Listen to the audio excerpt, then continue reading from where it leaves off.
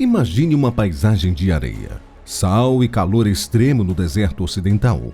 Um lugar onde o horizonte parece vazio, o solo é instável, quase não há água doce e o silêncio domina tudo ao redor. Agora pense, abrir um caminho até o Mediterrâneo e permitir que a água avance para o interior do deserto, movida pela gravidade, até formar um lago artificial abaixo do nível do mar. Essa é a lógica do projeto da Depressão Qattara, uma das ideias de macroengenharia mais ambiciosas discutidas no Egito moderno.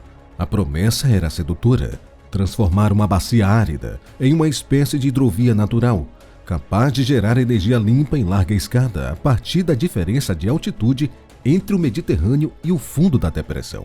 Por trás da gravidade como aliada havia riscos, sinalização do solo, ameaça aos aquíferos, impactos ambientais, custos multibilionários e uma pergunta inevitável: até onde a engenharia pode ir antes de transformar solução em problema? Fique com a gente nos próximos minutos e entenda por que esse megaprojeto prometia gerar energia limpa em pleno deserto e por que acabou se tornando uma das grandes ideias impossíveis da engenharia moderna. A Depressão de Qattara fica no noroeste do Egito, no deserto ocidental, a oeste do delta do Nilo e relativamente próxima à costa do mar Mediterrâneo. Trata-se de uma imensa bacia natural abaixo do nível do mar, cercada por salinas, pântanos salgados, sábicas, dunas, terrenos instáveis e áreas pouco povoadas. Aliás, a escala impressiona. A depressão cobre cerca de 18 mil quilômetros quadrados e chega a aproximadamente 133 metros abaixo do nível do mar, no ponto mais profundo. Isso equivale a colocar um prédio de mais de 40 andares abaixo do nível do Mediterrâneo. E é justamente essa diferença de altitude que transformou Qattara em uma obsessão para engenheiros, geógrafos e planejadores. No mapa, a ideia parecia tentadora. Se a depressão está abaixo do nível do mar e o Mediterrâneo está relativamente perto, bastaria abrir uma ligação artificial entre os dois. A água entraria por gravidade, desceria até a bacia e poderia acionar turbinas no caminho. Era uma visão poderosa: transformar o desnível natural do deserto em energia. Contudo, se a geografia parecia oferecer uma oportunidade rara, a história mostraria que transformar essa ideia em obra seria muito mais complicado do que pareceria. A proposta de usar a Depressão de Qattara para gerar energia não nasceu na internet, tampouco em vídeos de ficção científica. Ela aparece em discussões técnicas desde o século XX, especialmente associada aos estudos do geógrafo e geólogo John Ball, que investigou a região e publicou análises sobre a possibilidade de aproveitamento energético da depressão. A lógica era sedutora. Em vez de construir uma represa convencional, o Egito poderia usar uma depressão natural como reservatório. E a água do Mediterrâneo entraria por um canal, túnel ou sistema de condução, cairia em direção à bacia rebaixada e movimentaria turbinas no caminho. Depois, o calor extremo faria parte dessa água evaporar continuamente. Essa evaporação manteria a necessidade de nova entrada de água, criando, em teoria, um fluxo constante capaz de gerar eletricidade. Durante décadas, a ideia voltou a aparecer em diferentes contextos. O Egito já havia mostrado capacidade de realizar grandes obras hidráulicas e territoriais, como o Canal de Suez e a represa de Aswan. Só que Qattara era diferente. Não se tratava apenas de controlar o rio ou abrir uma rota de navegação. A proposta envolvia alterar a paisagem inteira, criar um lago salgado artificial, interferir em aquíferos e redesenhar parte do deserto ocidental. E é justamente aí que começa o verdadeiro desafio: como construir uma obra capaz de ligar o Mediterrâneo ao interior do deserto, sem provocar efeitos impossíveis de controlar. Antes de entrar nos detalhes técnicos do projeto, é preciso deixar uma coisa clara: Qattara não é uma obra em construção. Não há um canteiro ativo escavando um canal entre o Mediterrâneo e a depressão. Também não há uma obra aprovada, prestes a sair do papel. O que existe é uma proposta histórica, estudada em diferentes momentos ao longo do século XX e reavaliada no século XXI. Em maio de 2026, o governo egípcio descartou os cenários que envolviam inundar a depressão de Qattara com água do Mediterrâneo para gerar energia. Ou seja, Qatar é um projeto real como ideia de macroengenharia, mas não como uma obra em andamento. Independentemente disso, a engenharia imaginada para essa região continua fascinante. A primeira etapa seria abrir uma ligação artificial entre o Mediterrâneo e a borda da depressão. Algumas propostas falavam em canais abertos, cortando o deserto. Outras imaginavam túneis subterrâneos ou sistemas combinados, capazes de reduzir a exposição às dunas móveis, ao assoreamento e às condições extremas da superfície. A extensão dependeria da rota escolhida. Contudo, as propostas costumavam trabalhar em dezenas de quilômetros de ligação.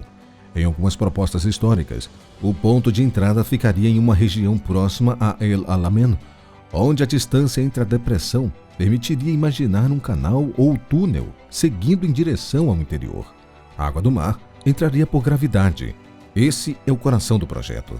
Como Qatar está mais de 100 metros abaixo do nível do mar, a água desceria naturalmente e poderia gerar energia ao passar por túneis instalados no sistema de entrada. Seria uma espécie de hidrelétrica inovadora. Em vez de represar água de uma região elevada e liberá-la para baixo, a proposta usaria o próprio Mediterrâneo como fonte e a depressão desértica como destino. No entanto, o sistema exigiria controle permanente. Se a depressão fosse preenchida até o nível do mar, a diferença de altura desapareceria e a geração de energia perderia força. Por isso, o projeto dependeria de um equilíbrio delicado. Entrada de água, evaporação intensa e manutenção do lago artificial abaixo do nível do Mediterrâneo. Esse é o ponto que Qatar deixa de ser apenas uma obra civil e se torna um sistema climático e hidráulico artificial. O calor extremo faria a água evaporar. O sal ficaria para trás. Com o tempo, o lago tenderia a ficar cada vez mais salino, aproximando-se de um corpo hipersalino, com riscos de depósitos de sal, corrosão e alteração no solo. Do ponto de vista construtivo, o desafio seria brutal. Escavar canais no deserto exigiria movimentação gigantesca de terra, estabilização de taludes, controle de erosão, proteção contra dunas e construção de estruturas hidráulicas de precisão. Se a solução escolhida envolvesse túneis, a obra entraria em outra categoria de complexidade: perfuração subterrânea, ventilação, revestimento, segurança estrutural, acessos de manutenção e operação contínua em ambiente árido e isolado. Além disso, a região tem um histórico militar importante. Por causa da Segunda Guerra Mundial, qualquer obra em larga escala precisaria considerar o mapeamento e a possível remoção de artefatos explosivos remanescentes em áreas sensíveis, o que elevaria custo, prazo e risco operacional. Seriam necessárias casas de força, turbinas, subestações, linhas de transmissão, comportas, sistemas de controle de vazão e estruturas de emergência. Em outras palavras, não bastaria abrir um canal e esperar a água correr. Seria necessário operar uma infraestrutura permanente, capaz de controlar volumes gigantescos de água salgada em um ambiente geológico instável. O fundo da depressão também não é simples. Há salinas, sábicas, sedimentos frágeis, áreas pantanosas e terrenos que poderiam reagir de forma imprevisível à chegada de milhões ou bilhões de metros cúbicos de água. Por sinal, projetos semelhantes ajudam a entender o tamanho do problema.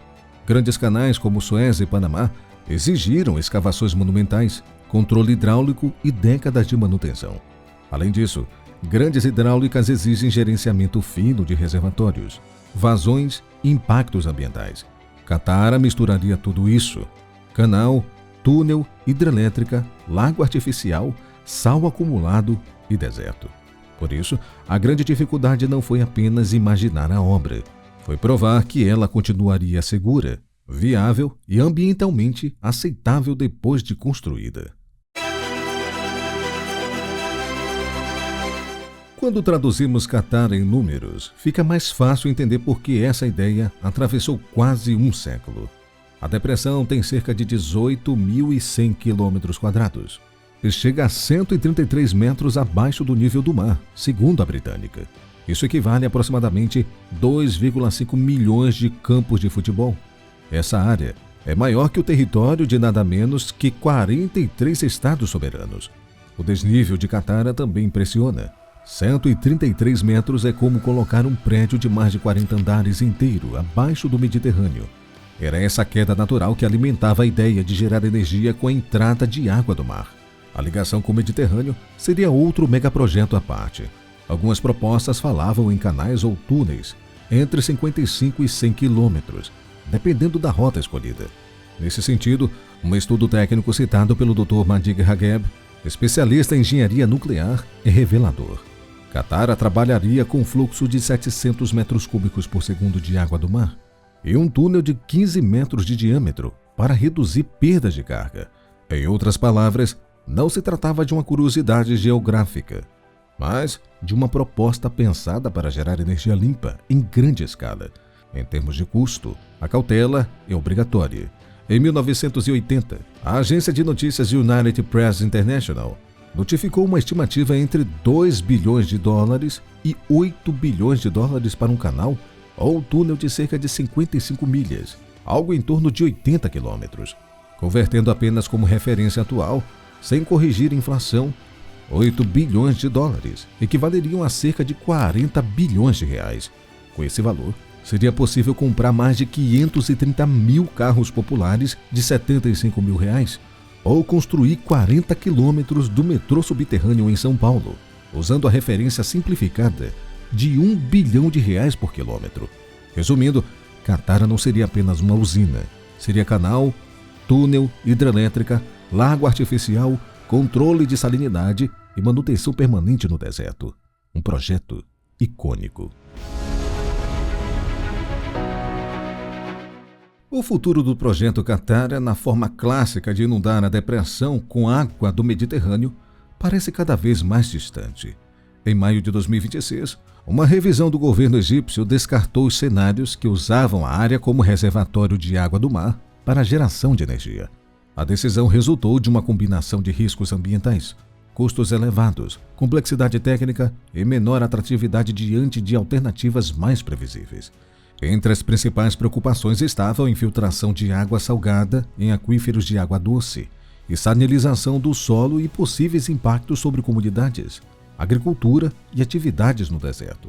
Também pesaram riscos ao oásis de Silwa, áreas úmidas, plantas medicinais, aves migratórias, mamíferos raros e habitats adaptados à aridez do deserto ocidental.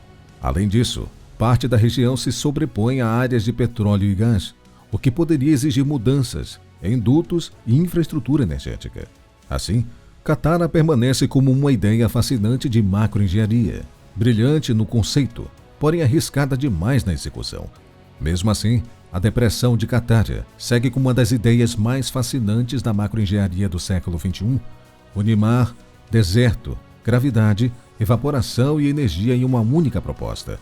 Mas ela também ensina uma lição dura. Nem toda obra possível no papel deve existir no mundo real. Às vezes, construir não é vencer a geografia. É saber quando parar, quando agir, antes que o sonho cobre caro. Obrigado por ter assistido este vídeo até aqui. O que você acha dessas ideias da depressão Qatar? Seria realmente viável ou não é? Deixe aqui sua opinião nos comentários. Ficarei contente de ler todos eles. Eu vou ficando por aqui. Um forte abraço e até o próximo vídeo.